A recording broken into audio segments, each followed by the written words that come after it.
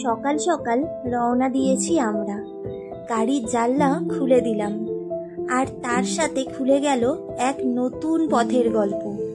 উত্তরবঙ্গের পথে, যেখানে রাস্তা বেঁকে গেছে সবুজ বন আর পাহাড়ের মাঝখান থেকে। শিলিগুড়ি থেকে শুরু হয় আমাদের যাত্রা।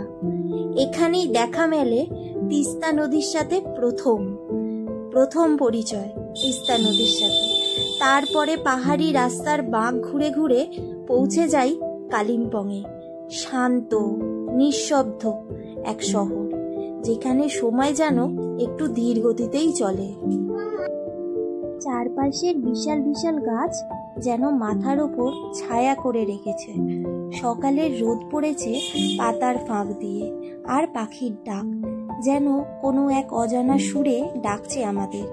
আর গাড়ি চলেছে ধীরে ধীরে, বন যেন নিজের গল্প শোনাচ্ছে একটানা আর নিজের কাছে ডাকছে।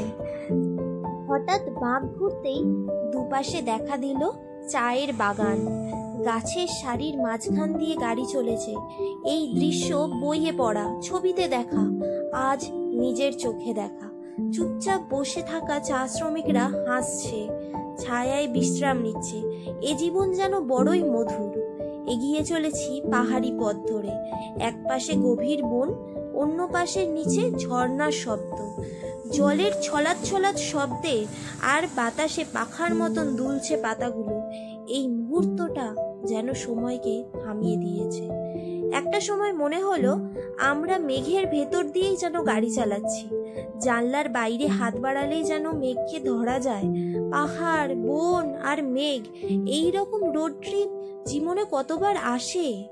সূর্য একটু একটু করে পশ্চিমে যাচ্ছে।